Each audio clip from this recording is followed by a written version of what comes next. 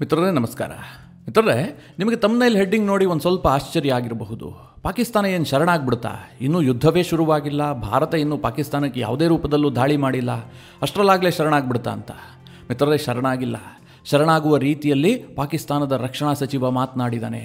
ಯಾವಾಗ ನಮಗೆ ಸೋಲಿನ ಭಯ ಕಾಡ್ತಾ ಇರುತ್ತೋ, ಎದುರಾಳಿಯ ಸ್ಟ್ರೆಂತನ್ನು ನೋಡಿ ನಾವು ಹೆದರ್ಕೊಳ್ತಾ ಇರ್ತೀವೋ, ಅಂತಹ ಸಂದರ್ಭದಲ್ಲಿ ಇಂತಹ ಮಾತುಗಳು ಹೊರಬರೋದಕ್ಕೆ ಶುರುವಾಗುತ್ತೆ. ಪಾಕಿಸ್ತಾನ ಮತ್ತು ಭಾರತದ ನಡುವಿನ ಈ ಯುದ್ಧದ ಸನ್ನಿವೇಶದಲ್ಲಿ ಒಂದಷ್ಟು ಮಹತ್ವದ ಬೆಳವಣಿಗೆಗಳಾಗ್ತಾ ಇದ್ದಾವೆ. ಅದೆಲ್ಲದರ ಬಗ್ಗೆ ಈ ವಿಡಿಯೋದಲ್ಲಿ ನಿಮಗೆ ಡೀಟೇಲ್ ಆಗಿ ತಿಳಿಸ್ಕೊಡ್ತೀನಿ. ನೀವು ಈ ವಿಡಿಯೋನ ಕೊನೆವರೆಗೂ ಮಿಸ್ ಮಾಡದೆ ನೋಡಿ. ಮೊದಲನೇದಾಗಿ ಮಿತ್ರರೇ, ಈ ಪಾಕಿಸ್ತಾನದ ರಕ್ಷಣಾ ಸಚಿವನ ಬಗ್ಗೆ ನಿಮಗೆ ಹೇಳಿಬಿಡ್ತೀನಿ. ಸದ್ಯ ಪಾಕಿಸ್ತಾನದ ಪರಿಸ್ಥಿತಿ ಏನಾಗಿದೆ ಅಂತಂದ್ರೆ, ಪಾಕಿಸ್ತಾನಕ್ಕೆ ಬಹಳ ದುರ್ದೆಸೆಯನ್ನು ತಂದಿಟ್ಟು ಪಾಕಿಸ್ತಾನದ ಸೇನೆ ಕಣ್ಮರೆಯಾಗ್ಬಿಟ್ಟಿದೆ. ಸೇನೆಯ ಯಾವುದೇ ನಾಯಕರು ಕೂಡ ಬಹಿರಂಗವಾಗಿ ಕಾಣಿಸಿಕೊಳ್ತಲೇ ಇಲ್ಲ, ಯಾವುದೇ ಹೇಳಿಕೆ ಕೊಡ್ತಾ ಇಲ್ಲ. ನಿಮಗೆಲ್ಲ ನೆನಪಿರಬಹುದು, ಪಾಕಿಸ್ತಾನದ ಸೇನಾ ಮುಖ್ಯಸ್ಥನಾಗಿದ್ದಂತಹ ಜನರಲ್ ಆಸಿಮ್ ಮುನೀರ್ ಇತ್ತೀಚೆಗೆ ಒಂದು ಸ್ಟೇಟ್ಮೆಂಟ್ ಕೊಟ್ಟಿದ್ದ. ಅಂದ್ರೆ ಪಹಲ್ಗಾಮ್ ದಾಳಿ ಆಗೋದಕ್ಕೆ ಒಂದು ವಾರ ಮುಂಚೆ ಆತ ಒಂದು ಸ್ಟೇಟ್ಮೆಂಟ್ ಅನ್ನು ಕೊಟ್ಟಿದ್ದ. ಭಾರತ ಮತ್ತು ಪಾಕಿಸ್ತಾನ ಯಾಕೆ ವಿಭಜನೆ ಆಯಿತು, ಯಾವ ರೀತಿಯಾಗಿ ನಾವು ಹಿಂದೂಗಳಿಗಿಂತ ಭಿನ್ನ, ಕಾಶ್ಮೀರವನ್ನು ವಶಕ್ಕೆ ಪಡೆಯೋದಕ್ಕೆ ನಾವೆಷ್ಟು ಬದ್ಧರಾಗಿದ್ದೀವಿ, ಇದೆಲ್ಲದರ ಬಗ್ಗೆ ಆತ ಪುಂಖಾನುಪುಂಖವಾಗಿ ಭಾಷಣ ಮಾಡಿದ್ದ. ಮಿತ್ರರೇ, ಈಗ ಪಹಲ್ಗಾಮ್ನಲ್ಲಿ ಅಟ್ಯಾಕ್ ಆಗಿದೆ. ಭಾರತ ಪಾಕಿಸ್ತಾನಕ್ಕೆ ಯಾವಾಗ ಹೊಡೆಯುತ್ತೆ ಅಂತ ಗೊತ್ತಿಲ್ಲ. ಆ ಪರಿಸ್ಥಿತಿ ನಿರ್ಮಾಣ ಆಗಿದೆ. ಈ ಸಂದರ್ಭದಲ್ಲಿ ಪಾಕಿಸ್ತಾನದ ಮುಲ್ಲಾ ಜನರಲ್ ಆಸಿಮ್ ಮುನೀರ್ ಕೂಡ ಕಾಣ್ತಾ ಇಲ್ಲ. ಸೇನೆಯ ಇತರ ಯಾವುದೇ ಪ್ರಮುಖರು ಕೂಡ ಬಹಿರಂಗವಾಗಿ ಕಾಣಿಸ್ಕೊಳ್ತಿಲ್ಲ.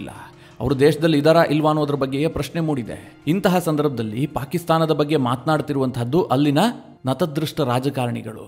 ಈ ರಾಜಕಾರಣಿಗಳಿಗೆ ಪಾಕಿಸ್ತಾನವನ್ನು ಹೇಗೆ ಡಿಫೆಂಡ್ ಮಾಡ್ಕೊಳ್ಬೇಕು, ಅಂತಾರಾಷ್ಟ್ರೀಯ ಗಮನವನ್ನು ಪಾಕಿಸ್ತಾನದ ಕಡೆಗೆ ಹೇಗೆ ತಿರುಗಿಸಬೇಕು, ಇದು ಯಾವುದು ಕೂಡ ಗೊತ್ತಾಗ್ತಾ ಇಲ್ಲ. ಒಂದು ರೀತಿಯಲ್ಲಿ ನಡು ನೀರಿನಲ್ಲಿ ನಿಂತ್ಕೊಂಡಿದ್ದಾರೆ. ಹಾಗಾಗಿಯೇ ಇಂತಹ ಹೇಳಿಕೆಗಳು ಬರ್ತಾ ಇರುವಂತಹದ್ದು. ಈಗ ಪಾಕಿಸ್ತಾನದ ರಕ್ಷಣಾ ಸಚಿವ ಭಾರತ ದಾಳಿ ಮಾಡುವಂತಹದ್ದು ಇಮಿನೆಂಟ್ ಅಂತ ಹೇಳಿಕೆ ಕೊಟ್ಟಿದ್ದಾನೆ. ಮಿತ್ರರೇ, ಇಮಿನೆಂಟ್ ಅಂದ್ರೆ ಯಾವುದು ಗ್ಯಾರಂಟಿ ಅಂದರೆ 100% ಆಗತ್ತೆ ಅನ್ನುವಂತಹ ಖಚಿತತೆ ನಮಗಿರುತ್ತಾ, ಅಂತಹ ಸಂದರ್ಭದಲ್ಲಿ ಬಳಸುವಂತಹ ಪದ. ಈಗ ಪಾಕಿಸ್ತಾನದ ರಕ್ಷಣಾ ಸಚಿವರೇ ಹೇಳ್ತಾ ಇದ್ದಾರೆ, ಭಾರತ ದಾಳಿ ಮಾಡುವಂತಹದ್ದು ಶತಸಿದ್ಧ, ಇಮಿನೆಂಟ್ ಅದು. ಆದರೆ ಯಾವಾಗ ದಾಳಿ ಮಾಡುತ್ತೆ, ಎಲ್ಲಿಗೆ ದಾಳಿ ಮಾಡುತ್ತೆ ಅನ್ನುವಂಥದ್ದಷ್ಟೇ ಪ್ರಶ್ನೆ ಇರುವಂತಹದ್ದು. ಮಿತ್ರರೇ, ಭಾರತದಲ್ಲಿ ಇನ್ನೂ ಪೂರ್ಣವಾಗಿ ನಂಬಿಕೆ ಇಲ್ಲ. ನರೇಂದ್ರ ಮೋದಿ ಅವರು ದಾಳಿ ಮಾಡಿಸ್ತಾರಾ, ಪಾಕಿಸ್ತಾನಕ್ಕೆ ಈ ಬಾರಿ ಹೊಡಿತಾರಾ, ಇದರ ಬಗ್ಗೆ ಅನೇಕ ರೀತಿಯಲ್ಲಿ ಭಾರತೀಯರು ಮಾತನಾಡ್ತಾ ಇದ್ದಾರೆ. ಕೆಲವರು ದಾಳಿ ಮಾಡ್ತಾರೆ ಅಂತಾರೆ, ಇನ್ನು ಕೆಲವರು ಮಾಡೋದಿಲ್ಲ ಅಂತಾರೆ. ನಾನಾ ರೀತಿಯ ಚರ್ಚೆಗಳು ಭಾರತದಲ್ಲಿ ನಡೀತಾ ಇದೆ. ಆದರೆ ಪಾಕಿಸ್ತಾನದ ರಕ್ಷಣಾ ಸಚಿವನಿಗೆ 100% ಕನ್ಫರ್ಮೇಷನ್ ಇದೆ, ಭಾರತ ನಮಗೆ ಹೊಡೆಯುತ್ತೆ ಅಂತ. ಇದಕ್ಕೆ ಮುಂದುವರೆದು ಈ ಖ್ವಾಜಾ ಆಸಿಫ್ ಒಂದು ಮಾತು ಹೇಳಿದ್ದಾನೆ. ಪಾಕಿಸ್ತಾನಕ್ಕೆ ಯಾವಾಗ ತನ್ನ ಅಸ್ತಿತ್ವದ ಪ್ರಶ್ನೆ ಬರುತ್ತೋ, ಅಂದರೆ ತನ್ನ ಅಸ್ತಿತ್ವಕ್ಕೆ ಧಕ್ಕೆ ಆಗುವಂತಹ ಸನ್ನಿವೇಶ ನಿರ್ಮಾಣ ಆಗುತ್ತೋ, ಅಂತಹ ಸಂದರ್ಭದಲ್ಲಿ ನಾವು ಅಣ್ವಸ್ತ್ರವನ್ನು ಬಳಸ್ತೀವಿ ಅಂತ. ಮಿತ್ರರೇ, ಇದನ್ನು ಹೊಸದಾಗಿ ಹೇಳೋದೇನೂ ಬೇಕಾಗಿಲ್ಲ. ಪಾಕಿಸ್ತಾನದ ಅಣು ಪಾಲಿಸಿ ಇರುವಂತಹದ್ದೇ ಹಾಗೆ. ನಾನು ಹಿಂದಿನ ವಿಡಿಯೋದಲ್ಲಿ ಪಾಕಿಸ್ತಾನ ಮತ್ತು ಭಾರತದ ಅಣು ಪಾಲಿಸಿಯ ಬಗ್ಗೆ, ಅಣು ಸ್ಟ್ರೆಂತ್ನ ಬಗ್ಗೆ ಡೀಟೇಲ್ ಆಗಿ ವಿವರಿಸಿದ್ದೀನಿ. ಈಗ ನಾನು ಹೆಚ್ಚಿಗೆ ಆ ಬಗ್ಗೆ ಹೇಳೋದಕ್ಕೆ ಹೋಗೋದಿಲ್ಲ. ಆದರೆ ಮಿತ್ರರೇ, ಈ ಹೇಳಿಕೆ ಇದೆಯಲ್ಲ, ಪಾಕಿಸ್ತಾನದ ಅಸ್ತಿತ್ವಕ್ಕೆ ಧಕ್ಕೆ ಬಂದಿದ್ದೇ ಆದರೆ ನಾವು ಅಣ್ವಸ್ತ್ರವನ್ನು ಬಳಸ್ತೀವಿ ಅಂತ, ಇದು ಶರಣಾಗತಿಯ ಹೇಳಿಕೆ. ಹೇಗೆ ಅಂತಂದ್ರೆ, ಈಗ ಪಾಕಿಸ್ತಾನಕ್ಕೆ ಸೋಲು ಕನ್ಫರ್ಮ್ ಆಗಿದೆ. ಭಾರತ ಎಷ್ಟು ದಿನ ದಾಳಿ ಮಾಡುತ್ತೆ? ಕೇವಲ ಒಮ್ಮೆ ದಾಳಿ ಮಾಡಿ ಸುಮ್ಮನಾಗತ್ತಾ, ಅಥವಾ ಯುದ್ಧವನ್ನೇ ಮಾಡುತ್ತಾ? ಪಾಕಿಸ್ತಾನದ ಅಸ್ತಿತ್ವಕ್ಕೆ ಧಕ್ಕೆ ತರುವಂತಹ ಪ್ರಯತ್ನವನ್ನು ಭಾರತ ಮಾಡುತ್ತಾ? ಇದೆಲ್ಲದರ ಬಗ್ಗೆ ಪಾಕಿಸ್ತಾನಿಯರಿಗೆ ಗೊಂದಲ ಉಂಟಾಗಿದೆ.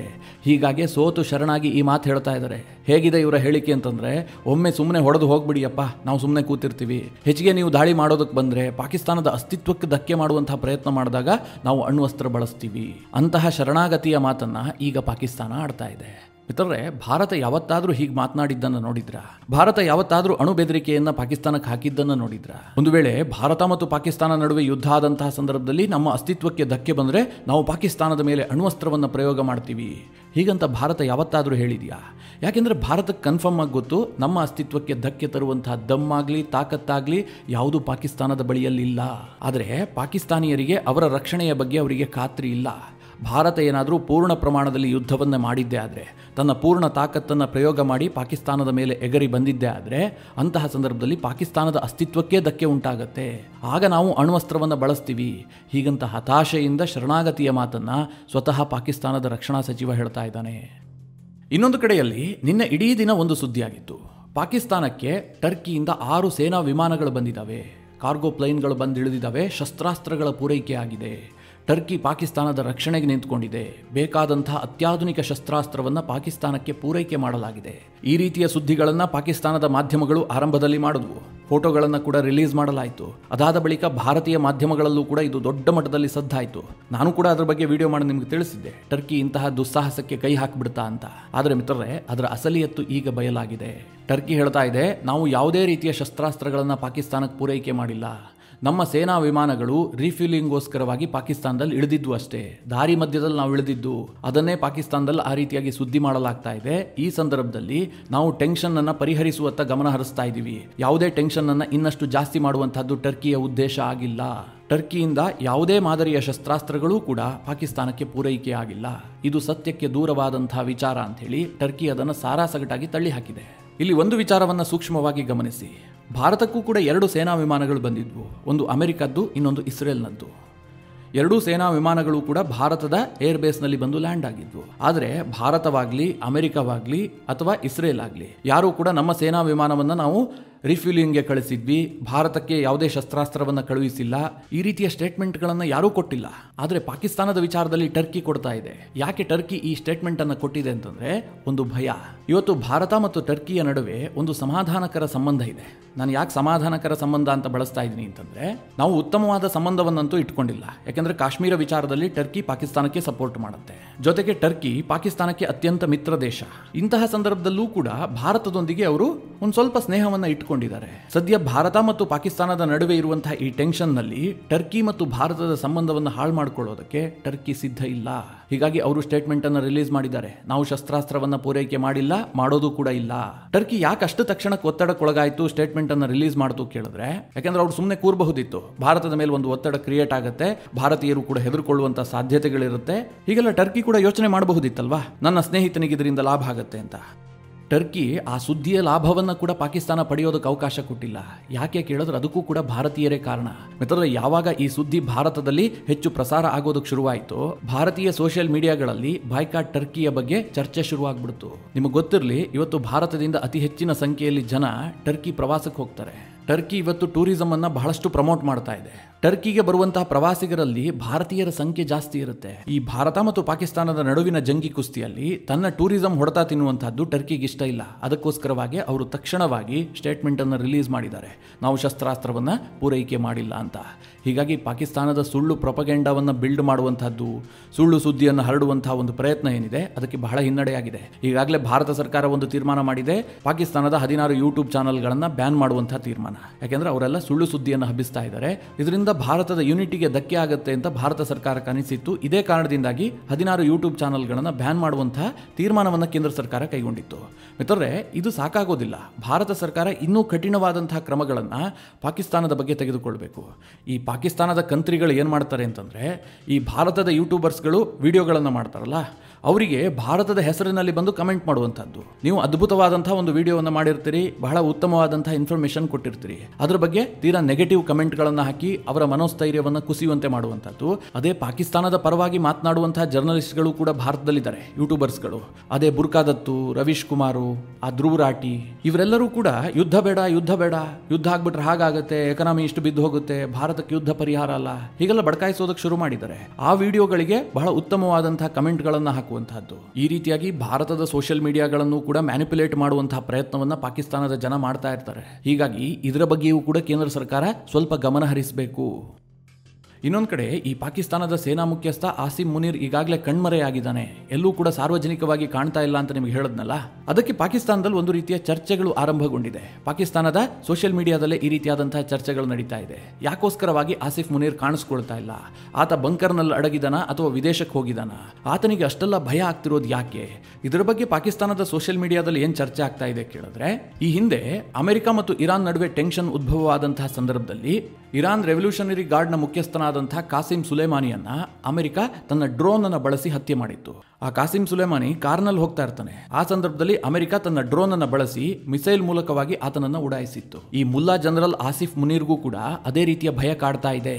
ಯಾಕೆ ಅಂತಂದ್ರೆ, ಈಗಾಗಲೇ ಅಮೆರಿಕದ ಇಂಟೆಲಿಜೆನ್ಸ್ ಚೀಫ್ ಆಗಿರುವಂತಹದ್ದು ಭಾರತಕ್ಕೆ ಬೇಕಾದಂಥವ್ರು, ಜೊತೆಗೆ ಅಮೆರಿಕದ FBI ಚೀಫ್ ಆಗಿರುವಂತಹದ್ದು ಕೂಡ ಭಾರತಕ್ಕೆ ಬೇಕಾದಂಥವ್ರು. ಟ್ರಂಪ್ ಸರ್ಕಾರ ಭಾರತದೊಂದಿಗೆ ಉತ್ತಮವಾದ ಸಂಬಂಧವನ್ನು ಇಟ್ಟುಕೊಂಡಿದೆ. ಅಮೆರಿಕದ ಮಾಜಿ ಪೆಂಟಗನ್ ಅಧಿಕಾರಿ ಹೇಳ್ತಾರೆ, ಆಸಿಫ್ ಮುನೀರ್ ಒಬ್ಬ ಜಾಗತಿಕ ಉಗ್ರ, ಆತನಿಗೂ ಒಸಾಮಾ ಬಿನ್ ಲಾಡೆನ್ಗೂ ಯಾವುದೇ ರೀತಿಯಲ್ಲೂ ವ್ಯತ್ಯಾಸ ಇಲ್ಲ. ಇಂತಹ ಸ್ಟೇಟ್ಮೆಂಟ್ಗಳು ಅಮೆರಿಕದ ಕಡೆಯಿಂದ ಬರ್ತಾ ಇದೆ. ಈಗ ಭಾರತ ಕೂಡ ಆಸಿಫ್ ಮುನೀರ್ನನ್ನೇ ಟಾರ್ಗೆಟ್ ಮಾಡಿದೆ. ಯಾಕಂದ್ರೆ ಆಸಿಫ್ ಮುನೀರ್ ಇತ್ತೀಚೆಗಷ್ಟೇ ಭಾರತದ ವಿರುದ್ಧವಾಗಿ ಹೇಳಿಕೆ ಕೊಟ್ಟಿದ್ದ. ಹೀಗಾಗಿ ಭಾರತ ಯಾವುದೇ ಸಂದರ್ಭದಲ್ಲೂ ಕೂಡ ಕಾಸಿಂ ಸುಲೇಮಾನಿ ಹತ್ಯೆ ಮಾಡದಂತೆ ಆಸಿಫ್ ಮುನೀರ್ನನ್ನು ಕೂಡ ಹತ್ಯೆ ಮಾಡುವಂಥ ಸಾಧ್ಯತೆಗಳಿರುತ್ತೆ. ಇದೇ ಕಾರಣದಿಂದಾಗಿ ಆತ ವಿದೇಶಕ್ಕೆ ಎಸ್ಕೇಪ್ ಆಗಿರಬಹುದು ಅಥವಾ ಪಾಕಿಸ್ತಾನದ ಬಂಕರ್ನಲ್ಲಿ ಅಡಗಿರಬಹುದು ಅಂತೇಳಿ ಪಾಕಿಸ್ತಾನದ ಜನರೇ ಸೋಷಿಯಲ್ ಮೀಡಿಯಾದಲ್ಲಿ ಚರ್ಚೆ ಮಾಡ್ತಾ ಇದ್ದಾರೆ. ಮಿತ್ರರು, ಎಷ್ಟರ ಮಟ್ಟಿಗೆ ಈ ಚರ್ಚೆ ಪಾಕಿಸ್ತಾನದಲ್ಲಿ ಹರಡಿದೆ ಅಂತಂದ್ರೆ ಪಾಕಿಸ್ತಾನದ ಸರ್ಕಾರ ಕೂಡ ಒತ್ತಡಕ್ಕೊಳಗಾಗಿದೆ. ಹೀಗಾಗಿ ಪಾಕಿಸ್ತಾನದ PMO ಆಫೀಸ್ ನಿನ್ನೆ ಒಂದು ಫೋಟೋವನ್ನು ರಿಲೀಸ್ ಮಾಡುತ್ತೆ. ಆಸಿಫ್ ಮುನೀರ್ ಪಾಕಿಸ್ತಾನದ ಪ್ರಧಾನಿಯ ಜೊತೆಗೆ ಕುಳಿತುಕೊಂಡಿರುವಂತಹ ಫೋಟೋ. ಆದರೆ ಆ ಫೋಟೋ ಪಾಕಿಸ್ತಾನದ ಮಿಲಿಟರಿ ಅಕಾಡೆಮಿಯಲ್ಲಿ ತೆಗೆದಂತಹ ಫೋಟೋ ಆಗಿತ್ತು. ಏಪ್ರಿಲ್ 26ರಂದು ಮಿಲಿಟರಿ ಅಕಾಡೆಮಿಯಲ್ಲಿ ತೆಗೆದಂತಹ ಫೋಟೋ ಅದಾಗಿತ್ತು. ಅಂದ್ರೆ ಪಾಕಿಸ್ತಾನದ PMO ಆಫೀಸ್ ಹೇಳ್ತಾ ಇದೆ, ಇಲ್ಲ ನಮ್ಮ ದೇಶದ ಮಿಲಿಟರಿ ಜನರಲ್ ನಮ್ಮಲ್ಲೇ ಇದ್ದಾನೆ, ನೀವು ಹೆದರಿಕೊಳ್ಳುವಂತಹ ಅವಶ್ಯಕತೆ ಇಲ್ಲ, ದೇಶ ಬಿಟ್ಟು ಹೋಗಿಲ್ಲ ಅಂತ. ಆದರೆ ಮಿಲಿಟರಿ ಜನರಲ್ ಮಾತ್ರ ನಾನು ಪಾಕಿಸ್ತಾನದಲ್ಲಿ ಇದ್ದೀನಿ ಅಂತ ಇದುವರೆಗೆ ಹೇಳ್ಕೊಳ್ತಾ ಇಲ್ಲ, ಬಹಿರಂಗವಾಗಿ ಕಾಣಿಸ್ಕೊಳ್ತಾ ಇಲ್ಲ. ಇನ್ನೊಂದು ಕಡೆಯಲ್ಲಿ ಭಾರತ ಮತ್ತು ಪಾಕಿಸ್ತಾನದ ನಡುವೆ ಈ ಪರಿಸ್ಥಿತಿ ಏನು ಉಂಟಾಗಿದೆಯಲ್ಲ, ಈ ಬಗ್ಗೆ ಅಮೆರಿಕದ ವಿದೇಶಾಂಗ ಇಲಾಖೆ ಒಂದು ಹೇಳಿಕೆಯನ್ನು ಕೊಟ್ಟಿದೆ. ಎರಡೂ ದೇಶಗಳು ಪರಿಸ್ಥಿತಿಗೆ ಅನುಗುಣವಾಗಿ ಜವಾಬ್ದಾರಿಯುತ ಕ್ರಮಗಳನ್ನು ಕೈಗೊಳ್ಳಬೇಕು. ನಾವು ಬಹಳ ಸೂಕ್ಷ್ಮವಾಗಿ ಗಮನಿಸ್ತಾ ಇದ್ದೀವಿ, ಎರಡೂ ಸರ್ಕಾರದ ಜೊತೆಗೆ ಟಚ್ ನಲ್ಲಿದ್ದೀವಿ ಅಂತ ಹೇಳಿ ಅಮೆರಿಕದ ವಿದೇಶಾಂಗ ಇಲಾಖೆ ಹೇಳಿದೆ. ಇದೇ ಸಂದರ್ಭದಲ್ಲಿ ಅಮೆರಿಕದ ವಿದೇಶಾಂಗ ಇಲಾಖೆ JD ವ್ಯಾನ್ಸ್ ಮತ್ತು ಟ್ರಂಪ್ ಭಾರತದೊಂದಿಗೆ ನಿಂತುಕೊಳ್ತೀವಿ, ಹಾಗೆ ಉಗ್ರವಾದದ ವಿರುದ್ಧದ ಭಾರತದ ಹೋರಾಟಕ್ಕೆ ನಮ್ಮ ಬೆಂಬಲ ಇದೆ ಎನ್ನುವಂತ ಹೇಳಿಕೆ ಏನಿತ್ತು ಅದನ್ನು ಪುನರುಚ್ಚರಿಸಿದೆ. ಮಿತ್ರರೇ, ಇದು ಭಾರತ ಮತ್ತು ಪಾಕಿಸ್ತಾನದ ನಡುವೆ ಆಗ್ತಾ ಇದ್ರೆ ಜಮ್ಮು ಕಾಶ್ಮೀರದಲ್ಲಿ ಒಂದು ಬೆಳವಣಿಗೆ ನಡೆದಿದೆ. ಆ ಬಗ್ಗೆ ನಿಮಗೆ ಚಿಕ್ಕದಾಗಿ ಹೇಳ್ಬಿಡ್ತೀನಿ, ಅದು ತುಂಬಾ ಇಂಪಾರ್ಟೆಂಟ್ ವಿಚಾರ. ಜಮ್ಮು ಕಾಶ್ಮೀರದಲ್ಲಿ ನಿನ್ನೆ ಸದನವನ್ನು ಕರೆಯಲಾಗಿತ್ತು. ಆ ವಿಧಾನಸಭಾ ಅಧಿವೇಶನದಲ್ಲಿ ಭಾಗಿಯಾದಂತಹ ಜಮ್ಮು ಕಾಶ್ಮೀರದ ಮುಖ್ಯಮಂತ್ರಿ ಓಮರ್ ಅಬ್ದುಲ್ಲಾ ಬಹಳ ಭಾವನಾತ್ಮಕ ಮಾತುಗಳನ್ನು ಆಡಿದ್ದಾರೆ. ಅವ್ರು ಹೇಳಿರೋದೇನು ಕೇಳಿದ್ರೆ, ಜಮ್ಮು ಕಾಶ್ಮೀರಕ್ಕೆ ಟೂರಿಸ್ಟ್ಗಳನ್ನು ನಾನೇ ಆಹ್ವಾನಿಸಿದ್ದೆ, ಆದರೆ ಅವರಿಗೆ ರಕ್ಷಣೆ ಕೊಡೋದಕ್ಕೆ ನನಗೆ ಸಾಧ್ಯ ಆಗಿಲ್ಲ. ಹೀಗಾಗಿ ಆ 26 ಕುಟುಂಬಗಳಿಗೆ ಯಾವ ಮುಖ ಇಟ್ಕೊಂಡು ಸಾಂತ್ವನವನ್ನ ಹೇಳಲಿ. ಅದೇ ರೀತಿಯಾಗಿ ಕೇಂದ್ರ ಸರ್ಕಾರದ ಮುಂದೆ ಜಮ್ಮು ಕಾಶ್ಮೀರಕ್ಕೆ ರಾಜ್ಯದ ಸ್ಥಾನಮಾನವನ್ನು ಕೊಡಿ ಅಂತ ನಾವು ಕೇಳ್ತಾ ಇದ್ವಿ. ಇನ್ ಮುಂದೆ ನಾವು ಯಾವ ಮುಖ ಇಟ್ಕೊಂಡು ಕೇಂದ್ರ ಸರ್ಕಾರದ ಮುಂದೆ ಸ್ಟೇಟ್ ವುಡ್ ಅನ್ನ ಕೇಳೋದಕ್ಕೆ ಸಾಧ್ಯ ಇದೆ? ನಮ್ಮ ಸ್ಟೇಟ್ ವುಡ್ ಹೋರಾಟ ಮುಗಿದು ಹೋದ ಅಧ್ಯಾಯ ಅನ್ನುವ ರೀತಿಯಲ್ಲಿ ಓಮರ್ ಅಬ್ದುಲ್ಲಾ ಮಾತನಾಡಿದ್ದಾರೆ. ಅದಕ್ಕೆ ಮುಂದುವರೆದು ಅವರು ಹೇಳ್ತಾರೆ, ಜಮ್ಮು ಕಾಶ್ಮೀರ ಸಾಕಷ್ಟು ಬದಲಾಗ್ಬಿಟ್ಟಿದೆ. ಜಮ್ಮು ಕಾಶ್ಮೀರದಲ್ಲಿ ಜನ ಸ್ವಯಂ ಪ್ರೇರಣೆಯಿಂದ ಬೀದಿಗಿಳಿದು ಮೊಂಬತ್ತಿಯನ್ನು ಬೆಳಗಿಸಿದ್ರು, ಈ ಘಟನೆಯನ್ನು ಖಂಡಿಸಿದ್ರು. ಹಿಂದೆಂದೂ ಜಮ್ಮು ಕಾಶ್ಮೀರದಲ್ಲಿ ಈ ರೀತಿಯ ಪ್ರತಿಕ್ರಿಯೆಗಳು ವ್ಯಕ್ತವಾಗ್ತಾ ಇರಲಿಲ್ಲ. ಜಮ್ಮು ಕಾಶ್ಮೀರದ ಶ್ರೀನಗರದ ಜಾಮಾ ಮಸೀದಿಯಲ್ಲಿ 2 ನಿಮಿಷದ ಸ್ವಯಂ ಪ್ರೇರಣೆಯ ಮೌನಾಚರಣೆಯನ್ನು ಮಾಡಲಾಯಿತು. ಹಿಂದೆ ಯಾವತ್ತಾದ್ರೂ ಇದನ್ನು ನೋಡಿದ್ರಾ? ಇದನ್ನು ನೋಡದಂತಹ ಸಂದರ್ಭದಲ್ಲಿ ಕಾಶ್ಮೀರ ಬದಲಾಗ್ತಾ ಇದೆ. ಕಾಶ್ಮೀರದ ಜನರು ಉಗ್ರವಾದವನ್ನು ತ್ಯಜಿಸ್ತಾ ಇದ್ದಾರೆ. ಕಾಶ್ಮೀರದಲ್ಲಿ ಭಯೋತ್ಪಾದನೆಯ ಅಂತ್ಯ ಆರಂಭವಾಗಿದೆ. ನಾವು ಶಸ್ತ್ರಾಸ್ತ್ರಗಳ ಮೂಲಕವಾಗಿ ಭಯೋತ್ಪಾದನೆಯನ್ನ ನಿಗ್ರಹ ಮಾಡಬಹುದಷ್ಟೇ, ಆದರೆ ಸಂಪೂರ್ಣವಾಗಿ ತೊಡೆದು ಹಾಕೋದಕ್ಕೆ ಸಾಧ್ಯ ಆಗೋದಿಲ್ಲ. ನಮ್ಮ ಜನರೇ ಬದಲಾಗಬೇಕು ಅಂತೇಳಿ ಜಮ್ಮು ಕಾಶ್ಮೀರದ ಮುಖ್ಯಮಂತ್ರಿ ಓಮರ್ ಅಬ್ದುಲ್ಲಾ ಬಹಳ ಭಾವನಾತ್ಮಕ ಮಾತುಗಳನ್ನಾಡಿದ್ದಾರೆ. ಎಷ್ಟರ ಮಟ್ಟಿಗೆ ಜಮ್ಮು ಕಾಶ್ಮೀರದ ಮುಖ್ಯಮಂತ್ರಿಯ ಭಾಷಣ ತೀವ್ರವಾಗಿತ್ತು ಅಂತಂದ್ರೆ ಅಲ್ಲಿನ BJP ಪಕ್ಷವೂ ಕೂಡ ಸ್ವಾಗತ ಮಾಡಿದೆ. ಮಿತ್ರರೇ, ಓಮರ್ ಅಬ್ದುಲ್ಲಾ ಅವರ ಟ್ರ್ಯಾಕ್ ರೆಕಾರ್ಡ್ ಏನೇ ಇರಬಹುದು, ಆದರೆ ಈ ಘಟನೆ ನಡೆದಂತಹ ಸಂದರ್ಭದಲ್ಲಿ ಓಮರ್ ಅಬ್ದುಲ್ಲಾ ನಡೆದುಕೊಂಡಂತಹ ರೀತಿ ಇದೆಯಲ್ಲ, ಕಾಂಗ್ರೆಸ್ ಪಕ್ಷ ಸೇರಿದಂತೆ ಭಾರತದ ವಿಪಕ್ಷಗಳಿಗೆ ಮಾದರಿಯಾಗುವ ರೀತಿಯಲ್ಲಿ ಓಮರ್ ಅಬ್ದುಲ್ಲಾ ನಡೆದುಕೊಂಡಿದ್ದಾರೆ. ಯಾಕೆ ಅಂತ ಹೇಳ್ತೀನಿ ಕೇಳಿ. ಓಮರ್ ಅಬ್ದುಲ್ಲಾ ಇದುವರೆಗೂ ಕೂಡ ಈ ಘಟನೆಗೆ ಕೇಂದ್ರ ಸರ್ಕಾರ ಕಾರಣ ಅಂತಾಗ್ಲಿ, ಕೇಂದ್ರ ಸರ್ಕಾರದ ಭದ್ರತಾ ವೈಫಲ್ಯ ಅಂತಾಗ್ಲಿ ಏನನ್ನೂ ಕೂಡ ಹೇಳಿಲ್ಲ.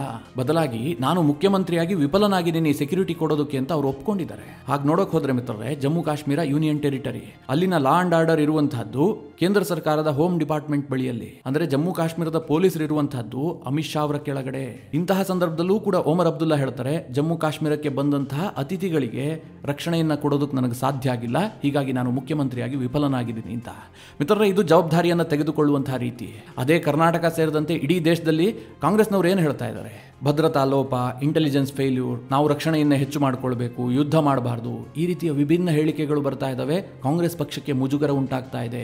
ಕಾಂಗ್ರೆಸ್ ಪಕ್ಷ ಅಂತಹ ಹೇಳಿಕೆಗಳಿಂದ ಅಂತರವನ್ನು ಕಾಯ್ದುಕೊಳ್ಳುವಂತಹ ಪರಿಸ್ಥಿತಿ ಉಂಟಾಗಿದೆ. ಹೀಗಾಗಿ ಮಿತ್ರರೇ, ಇವರೆಲ್ಲರ ನಡುವೆ ಜಮ್ಮು ಕಾಶ್ಮೀರದ ಮುಖ್ಯಮಂತ್ರಿ ಓಮರ್ ಅಬ್ದುಲ್ಲಾ ನಡೆ ಏನಿದೆ ಬಹಳ ಮಾದರಿಯಾಗುವಂತಹ ರೀತಿಯಲ್ಲೇ ಇದೆ. ಮಿತ್ರರೇ, ಈ ಎಲ್ಲ ವಿಚಾರಗಳ ಕುರಿತಾಗಿ ನಿಮ್ಗೆ ಏನು ಅನಿಸುತ್ತೆ? ನಿಮ್ಮ ಅನಿಸಿಕೆ ಅಭಿಪ್ರಾಯವನ್ನು ಕಮೆಂಟ್ ಮಾಡುವ ಮೂಲಕ ನಮಗೆ ತಿಳಿಸಿ. ಹಾಗೆ ನಿಮಗೆ ಈ ವಿಡಿಯೋ ಇಷ್ಟವಾದರೆ ಲೈಕ್ ಮಾಡಿ. ಜೊತೆಗೆ ನೀವಿನ್ನೂ ನಿಮ್ಮ ನೆಚ್ಚಿನ ಸಂಸ್ಕಾರ ಸೌರಭ ಯೂಟ್ಯೂಬ್ ಚಾನಲ್ನ ಸಬ್ಸ್ಕ್ರೈಬ್ ಮಾಡಿಲ್ಲ ಅಂತಾದರೆ ಈ ಕೂಡಲೇ ಸಬ್ಸ್ಕ್ರೈಬ್ ಮಾಡಿ. ಮುಂದಿನ ಎಲ್ಲ ಅಪ್ಡೇಟ್ಗಳ ನೋಟಿಫಿಕೇಷನ್ಗಾಗಿ ಬೆಲ್ ಐಕಾನ್ ಒತ್ತಿ.